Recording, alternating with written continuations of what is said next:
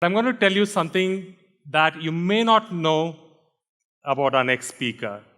Did you know when he was still in school, he was a star NCC cadet, and he went to UK to train with the British Army, the Royal Navy, and the Royal Air Force. Did you know that he's a big believer in protection of animals? A few years ago, PETA ranked him as the Person of the Year. We all know him as an actor, but very few of us know that he's also a writer and a producer. So, ladies and gentlemen, bring down the roof.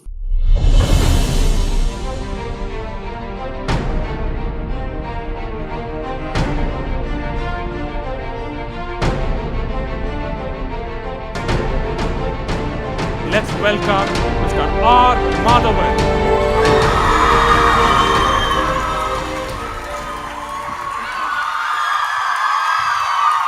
Oh, very good afternoon. Thank you very much. When I first came in and I saw this setup, I was blown.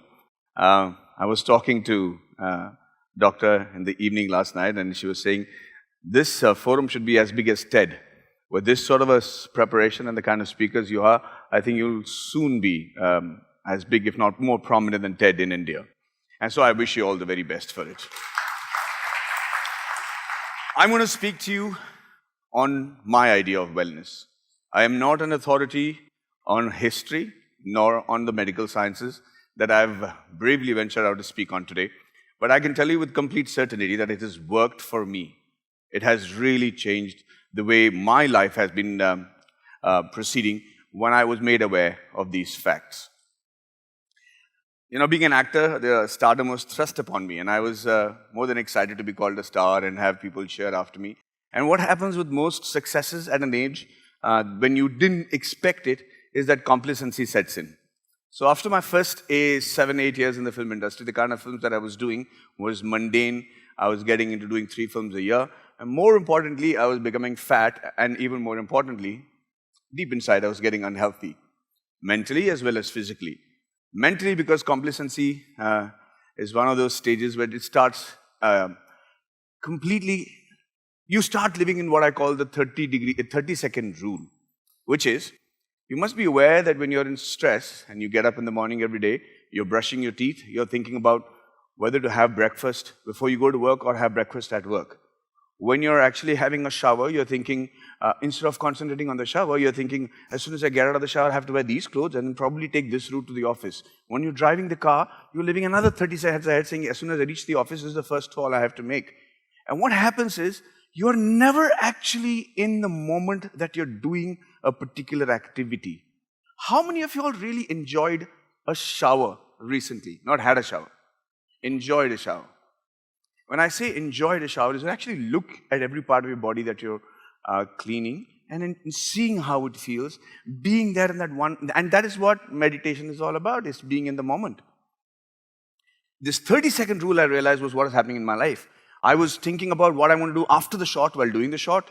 I was thinking about what I'm going to do after, the pack-up is over when I'm in the shoot. And as a result, I was never actually present completely in what I was doing, and that was never the best formula to excel. So when this complacency set in and I became unhealthy, I decided to go and meet a doctor. Like all of us do today, we want to do all the research in the internet before we go and meet the doctor, because we want to seem sure of what is happening with us and help the doctor in his diagnosis of our issues. I have a neighbor whose name is Dr. Manoj. And he tells me a story about how this patient came to him after doing all the research. He was living in the ghettos in Bombay. Abdul, he came and said, Dr. Saab, my wife is unwell. There is something wrong in her stomach. You have to do an operation. Abdul said, yeah. The doctor said, let me examine the patient first. Or why did you bring her to me? You could have just taken and done the operation on your own. He said, Nahi saab, aap dekho, see what is to be done. And sure enough, Dr. Manoj checked him and they found out that she did have an appendix, an infected appendix. So they did an appendix surgery and she was cured. 1.5 years later, Abdul calls doctor again, exactly 1.5 years later. He says, Dr. Saab, I'm bringing my wife. She's got appendix again. You have to do the surgery and take it off. So now Dr. Manoj is getting a little upset. He said, yeah, listen, let me be the doctor. Let me do all the diagnosis. You just bring with your wife with a complaint. He said, no, I'm telling you the same thing. Just take out the appendix, she'll be fine. And the doctor got really angry. He said, listen, you going to teach me how to be a medical officer? There is one human being has only one appendix. This has already been taken out. And he's yelling at Abdul, and Abdul waited for him to finish. And he said, ma'am, sir, I understand that one human being can have only one appendix. But a man can have two wives, no? So, hey. I find it tough to manage with one. I don't know how Mr. Abdul does it. But the thing is, so when I went to the doctor, he said, high triglycerides, this problem, that problem, all the issues. And I said, what do you want to do? He said, I'm going to give you medicines. It was a quick fix. But that is the time that I came across some very interesting notions that were being floated around in the world. And more importantly, I met some very interesting people that changed the way I thought I was going to get cured. So let's go back to these interesting notions first, something that I believe in very strongly. You know, human beings are not designed or were not meant to live past the age of 40. The average age expectancy of the Homo sapiens was about 40 to 45. Everything else starts closing down. If you're lucky, you manage to 50. The Japanese made it a habit of reaching the 100 now. And everybody lives on what I call bonus time now. The problem is, mentally, we do not prepare for the next 40, 50 years of our extended life. And what happens is, many people think that retirement is retirement from life, or when a certain sort of unhealthy situation sets in, they think that's the end of it. And the worst curse that my grandfather told me in the world today, be it youngsters, be it students, professors, or people who are flying high, the worst curse today mentally is to be considered irrelevant.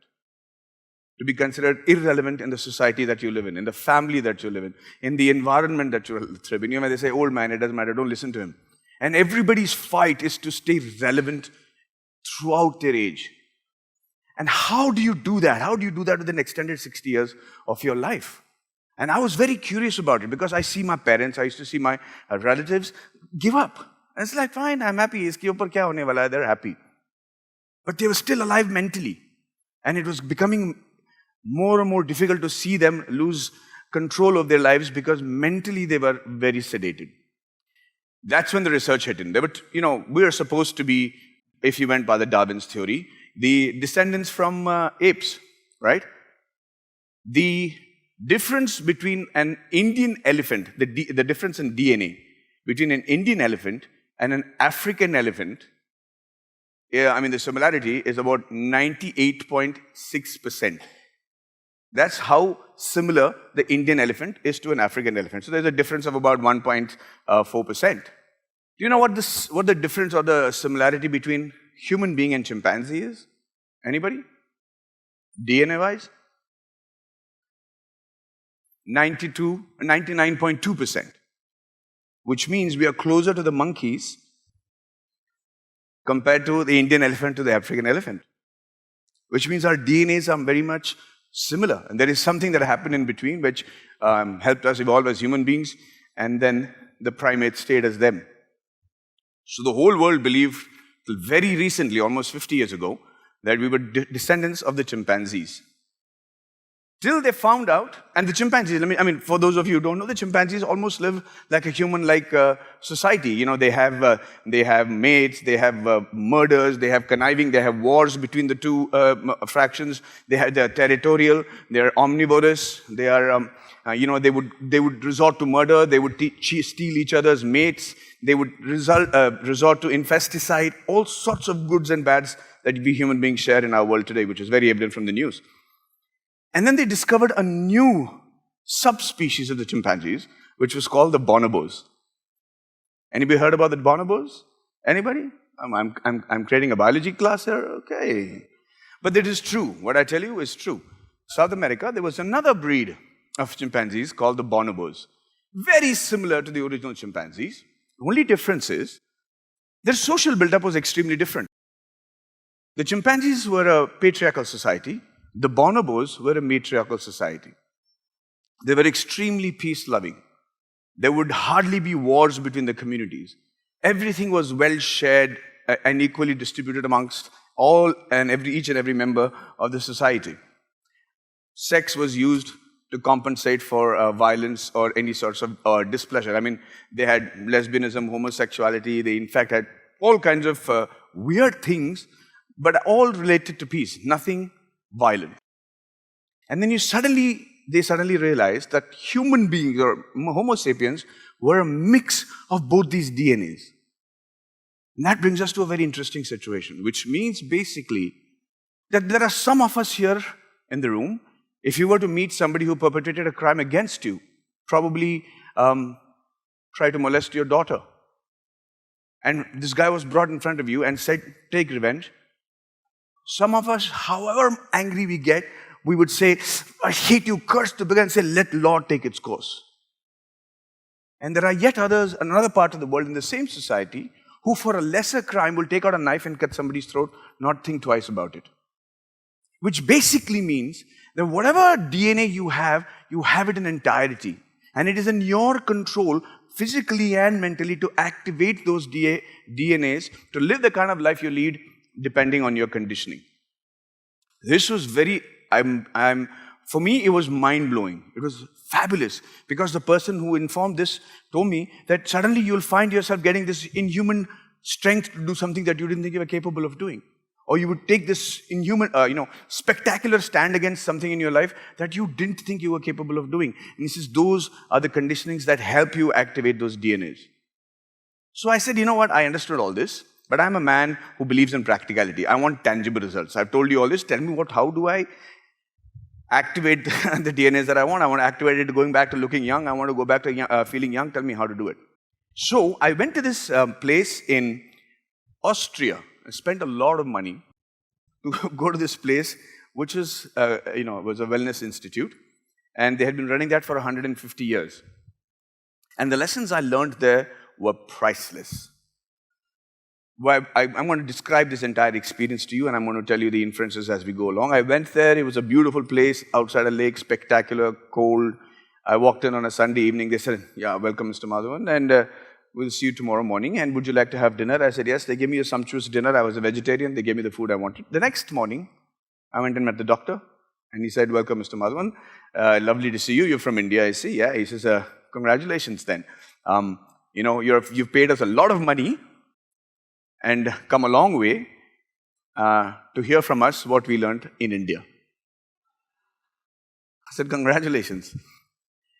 He started explaining to me what's going to happen for the next 10 days to 15 days that I plan to stay there. The first part was, first thing, I'm hungry. What can I have for breakfast? He said, the next 3 days, Mr. Madhavan, you will be having, what he showed me was 4 slices of slightly hard bread, and a bowl that looked like it had a little bit of urine in it, but it was actually vegetable broth, according to him. I said, what is this? Is this the appetizer? He said, no, that is your breakfast, lunch, and dinner for the next 3 days. I said, only that? He said, yeah. I said, give me my passport. Can I go back to India? I'm done. This is too radical for me. He said, no, listen. And he said the most interesting. He said, what do you want to eat for breakfast? So now I'm looking at him very suspiciously. I said, can I have egg white omelette? I'm trying to go healthy here. Huh? So egg white omelette, maybe a little bit of oats. He said, yeah, would you like to have some pancakes? Now, the thought of pancakes I'd already digested the pancakes because he meant it. So I said, well, if you think I should, he said, yeah, have your pancakes, no problem. So he said, at 8 o'clock, we will all go to the dining room. And at that place, I saw extraordinary people who've achieved extraordinary results, like the Sultan of Brunei's sister, Paula Abdul, brother, whatever, all kind of people. And when we went for breakfast, we were all sitting in this spectacular hall facing the lake. And everybody was sitting on their individual tables. We were categorically told no phones, no newspapers, no television, no nothing. You will sit there and you will do as we ask you to and see if it makes a difference in your life. So they had taken orders from every one of us. People had ordered omelettes, bacon, falana, timkana, everything. And everything was neatly placed on our table. It was actually there. Gourmet chef had prepared it. It was looking spectacular. I could smell it. I was ready to have it. And they said, we all can have any part of the breakfast you so wish, but the only condition is, our request is, they put this bowl of soup and this 4 pieces of spelt bread here and said, our only request to you is, finish this bowl of soup and this bread in the manner that we ask you to. And then we are more than happy for you to consume the rest of the breakfast. And I said, okay, great. What's the deal? They said, we're going to follow a principle here called drink your food and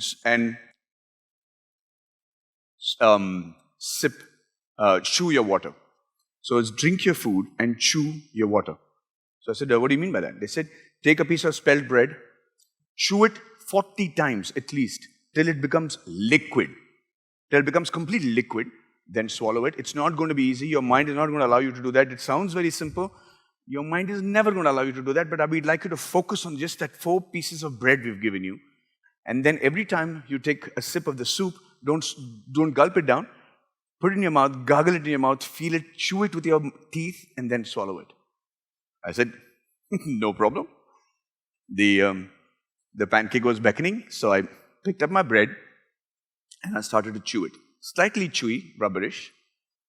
And I would, make it into complete liquid. I could actually feel the entire flavor. It was not bad. It was pretty tasty. But ladies and gentlemen, in 14 minutes, I couldn't finish the bread. Forget about the rest of the breakfast. Forget about the soup. I couldn't finish the bread. I was sated. And it happened across the board to everybody. And we're like looking at each other and smiling because we tried. There's an Afro-American woman. She tried to have a little bit of the pancakes. We couldn't finish it. And it was really, we thought, oh, usme soda hoga. There's a lot of soda there. That's why we're feeling full and everything. But then the explanation started and he said to all of us, he says, Mr. Madhavan, the mind or your body knows exactly what it wants. Your mind gets sated after chewing for 14 to 15 minutes. If you calculate every time you've been to a party, every time you've been to a dinner, you can only eat collectively for 15 minutes. What you eat, how much you eat, and that is a totally different thing. But you cannot chew for more than 14, 15 minutes because the brain sends a signal to your body saying, stop eating. You've got enough food. I said, this is very interesting. And so a series of classes started, and the essence of which I want to share with you today.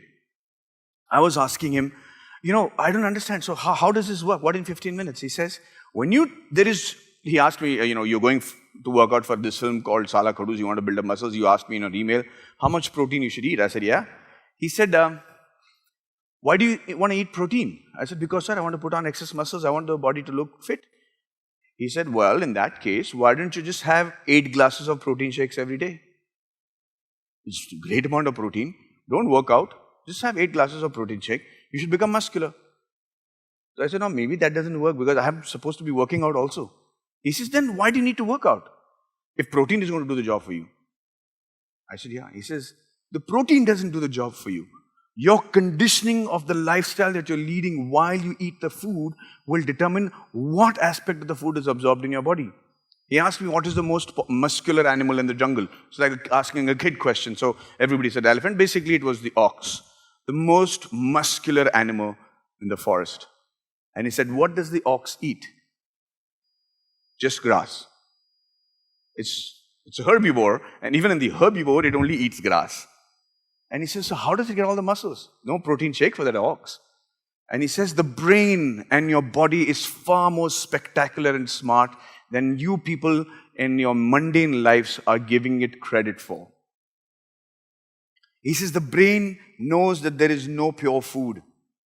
Every piece of food that you put in your mouth is consisting of carbohydrates, fats, protein, vitamin, mineral, but in different proportions. And he says the bull's brain knows how to just take out the protein from the grass that is required and substitute and put it into the body that it needs. So I was extremely intrigued. So you're basically saying that I don't need to take a protein shake? He said, no, let me explain to you what we learned from India, where we say the final point of the whole conversation is, people in our Shastras say that you are what you eat. By that, what he meant was, your emotional success, your emotional, your success, your temperament, the way you look at the world, your family relationships, your professional relationships, everything depends on what you eat. Now that was too much for me. I said, How can my acting depend or my popularity or my professional career depend on what I eat, sir? Please tell me what to eat. I'll only eat that. And he said, no. He says, when we say you are what you eat, it basically means that in today's world, people are so stressed out. He says that, Mr. Madhavan, if you're not able to give yourself 10 minutes in a day to sit quietly without your mobile phones, without your conversations, without your television, without being distracted, to eat your food, then you're doing a stupid profession and you're not a successful person. All great people in the world who have achieved any sort of greatness were very disciplined on one thing, and that was their food. Be it Alexander the Great, to any Mahatmas, to everybody, food was a very important factor. Not just the food, the way they ate it, how they ate it, and when they ate it. So I said, explain to me, I'm not as evolved as what you're trying to be. And he said, the body, when you chew it enough, when you start drinking your food, when you chew it enough, the brain takes all the signals from your saliva. Your sugar and your carbohydrates gets digested in the mouth. Any doctor will tell you that. Your saliva sends the signal to your brain saying, this gentleman is eating certain things, so prepare your guts to secrete the acids according to the food being taken, so that the right amount of absorption is done for the food. Most of us wolf down the food, which means that you're reining your intestine with enough without information to your brain with just food.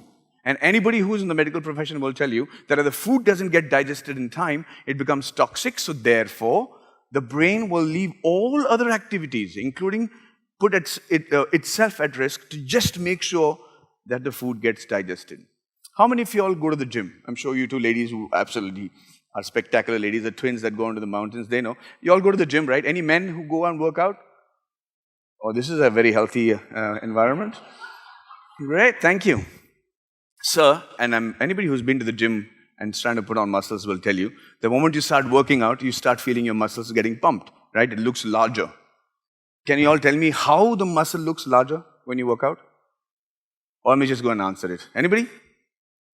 Well, when you concentrate, yeah, but how does the muscle become bigger for that particular moment when you're working out? Say that again. Lactic buildup?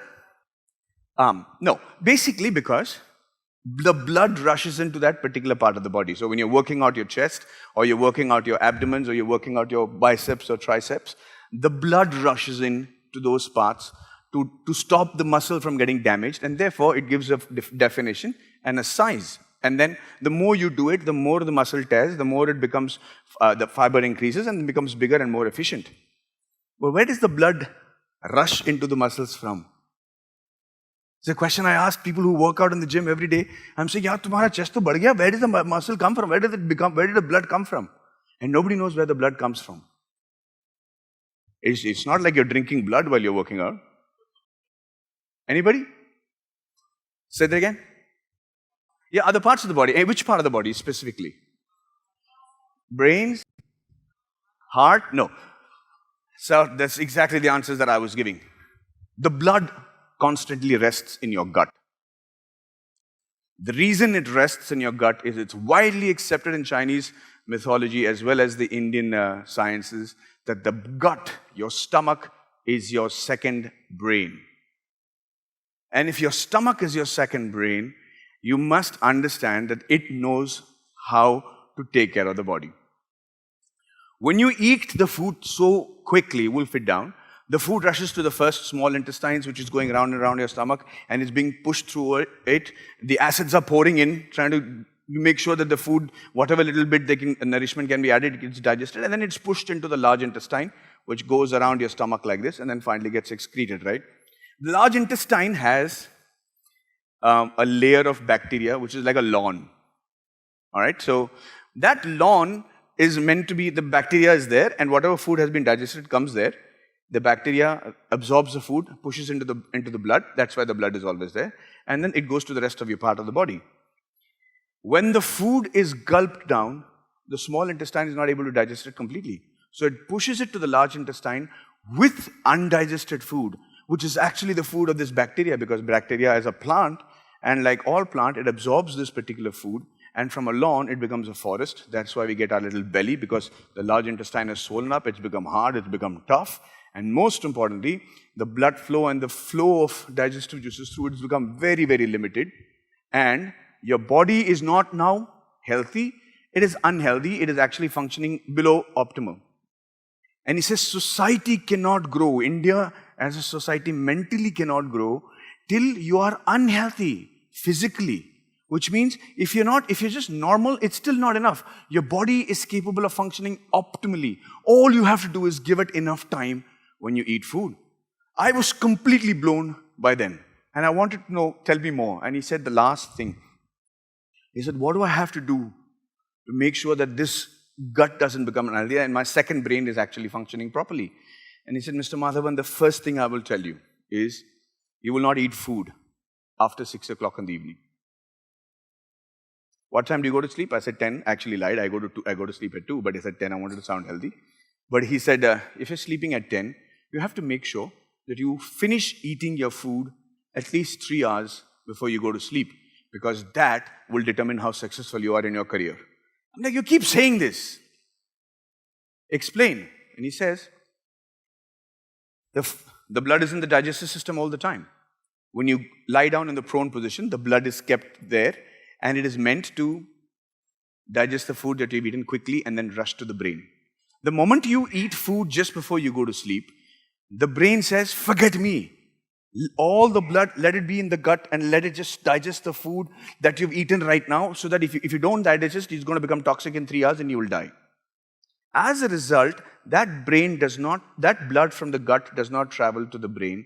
And when it does not travel in the alpha state to the brain, what happens is the entire rejuvenation of the body, and it doesn't matter what age group you are in, young, old, or anything, the entire rejuvenation that sleep is supposed to do is the blood carries all the information about which nail is not working, why the hair is falling, why the skin is looking dry, which part is being infected, which bone is hurt, what is hollow. All that information that is going to be there has to travel to the brain.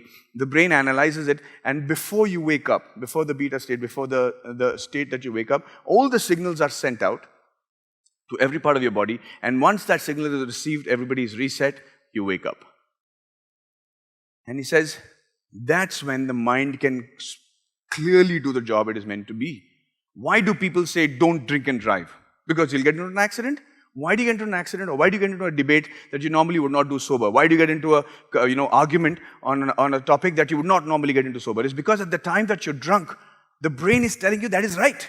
It's perfect. You're good enough to drive. You're saying all your facilities are fine, and you're like, and bravado sets in and you do stupid things.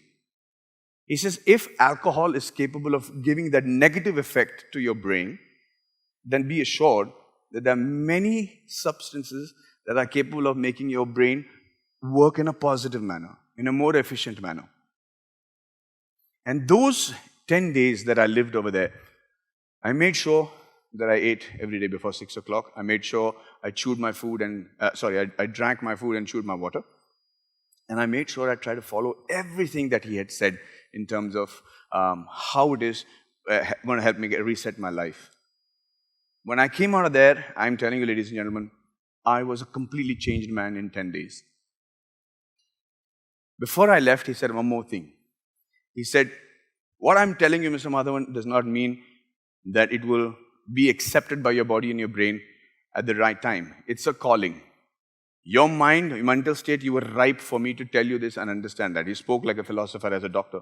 He says, sometimes in your life, you're not ready to listen. Sometimes the calling is not there. Many people have come to this place and done this course mundanely, but they were not mentally ready to accept the changes that we were trying to say. And eventually, they went back to relegating themselves back to the same lifestyle. And he says, the difference between that and you is what is in your culture called karma, vidhi. That is going to be the difference between how successful you are and how. So the reason I was trying to tell you this is, it is very possible for us to activate each one of those DNAs that we have, the same as the bonobos as well as the chimpanzees. This particular conditioning about how you have your food and how you let your environment affect you will determine which of those DNAs get activated at any given point of time. I'm, like I said, a follower of simplicity and tangible answers. This gave me a serious, tangible answer. Sit down, eat your food without being distracted. Make sure you chew 40 times. Make sure you drink your solid food and chew your water. And the day I started doing that, it was spectacular. Every result that was wrong in my blood group came back, started getting normalized. My hair started growing more healthily. I was able to think more clearly. I did not have to make notes about things that had to be done during the day. And from being below average health-wise, I was, in my opinion, functioning optimally. And it is very difficult to convince yourself to be young when you're 46 years old and your heroine is 17 years old. And she's on this set and exhibiting totally different aspects of being an actress as I've ever been used to, where, hey, I got a tattoo here, or I have a piercing there, do you want to see it? And no, I don't want to see it. But, but it's very difficult to relate to them. But sometimes, if you have enough stories in your pocket, you're able to make yourself relevant even to that generation. And feeling like the alpha male on the set, feeling like you're the healthiest one over there, feeling like you're the boss is very important for a hero. And for me, this experience in Austria helped me get there. And that is the story I wanted to share. Thank you very much for your patience.